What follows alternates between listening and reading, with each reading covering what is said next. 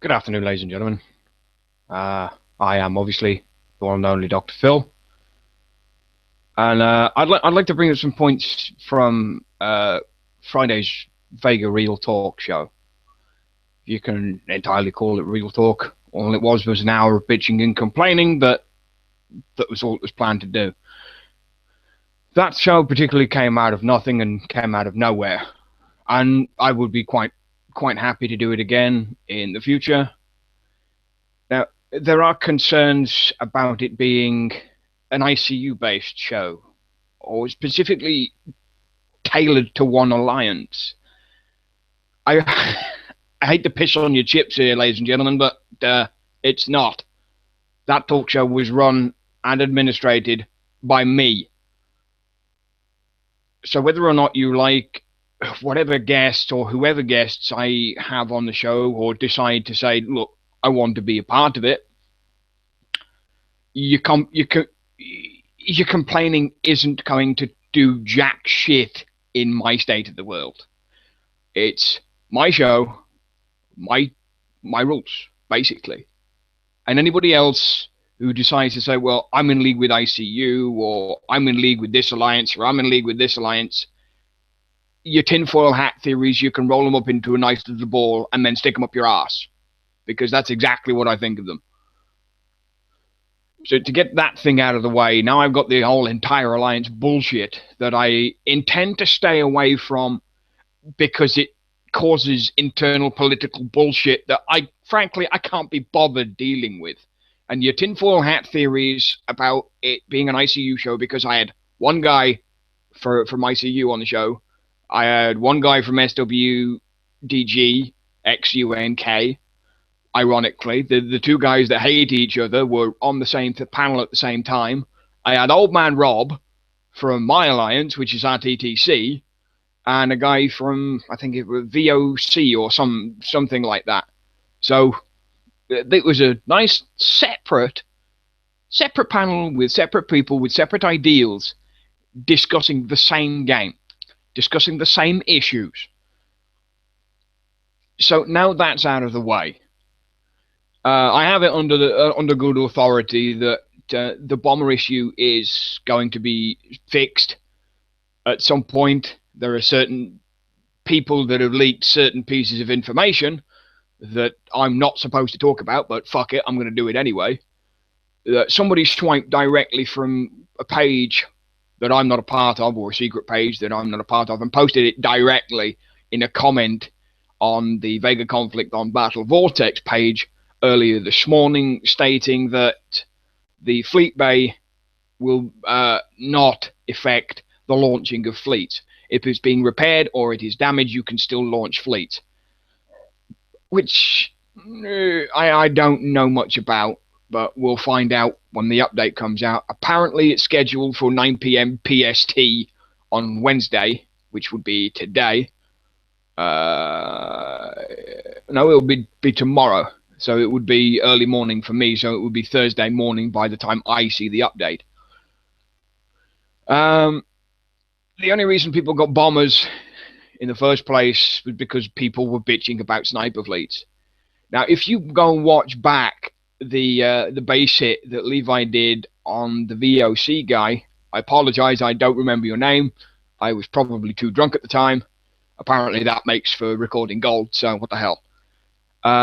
It was to defend against snipers, and that guy's bombers did absolutely nothing against Levi's sniper fleet. So that's another thing. It's a be careful what you wish for item, because you just got it and it's absolutely fucking worthless. There are people already complaining on the forums that they want to go back and repick their prizes. You should have thought about that and sent in a support ticket before the event store closed, and you might have got a prize switch. In the end of the day, that is your own fault. Now I have to bring up the points curve and Manny as well. I am the first person to jump on the Kill Manny bandwagon. And it has been stated several times that Manny is not the overall cause of this point curve system. It was just some guy that decided Yeah, Manny came up with the kill one Corinthian for 5 coin tricks. It was the little Chinese squiggly bastards that came up with the insta-gens. And then everybody started copying it. When one guy does it, a bunch of other guys do it as well. It was the same with the original VSEC up to Auto 35 fleet that I came up with and that I designed for other people to go and use to go and auto the low-level VSEC fleets with instant rancors with deflect 4. So it puts me in the same boat as Manny at this point, where I've come up with things in the past. It's been produced on a roundtable, and then it's gone out to the general public and is still in use to this day by however many people have watched the show and all the other stuff. And the confirmation thing, again, I have had some information being given to me that even though we're all continually pissed about the same thing, about the payment confirmation with big coiners or big coining, it was marketing. It's all marketing's fault. You can't yell at the developers for something that they have no control over. Most of the time, everything we get is all marketing. Marketing, marketing, marketing, and they're trying to ram it down our throats and they're trying to sell us stuff. That's straight out of the water. Again, more information that I have received is cruisers originally intended to be tanks. But as every hull in every Kickside game, in everything, it's never used the way they intended it to be used. Am I going to use a heretic for anything? Probably not. I either stick to your standard APOC, your standard Rev, Zeals, Cutters, anything else but that fucking useless piece of shit. It's Kickside designed for Kickside games, for Kickside to make money. So what do? We take it completely out of the box and we do something completely different. We either use it to our own advantage or we don't use it at all. And that's happened with certain hulls in the past. The Condor was one of the biggest fails so far. Let's go back even a little bit, maybe go back towards the original Dread before the fusions. Nobody used a Dread before fusion thrusters. Fusion thrusters saved battleships. That was that.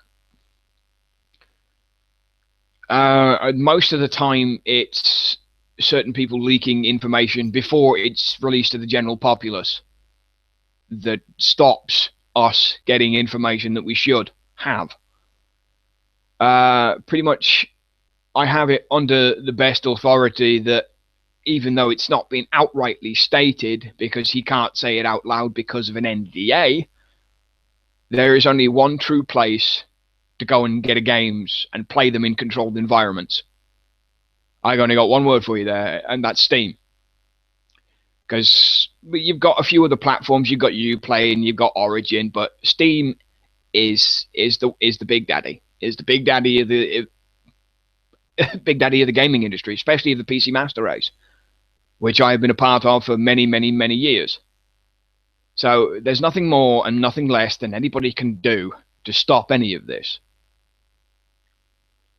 And to bring up the last point we brought up on Friday when the Black Market was released, it's still stuck in version 1.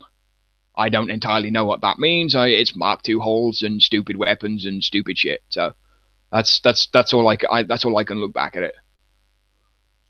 And I will continue to try and put these out whenever there is a content drop or whenever I'm around to sit down, grab some people, have a rant for an hour, and then see where we go from there. If people get cleared up, then people are cleared up. If they don't like it, well, I don't care.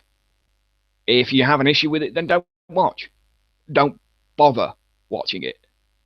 Don't bother leaving a shitty comment. Just don't bother. Because I'm not particularly interested in you or your opinion.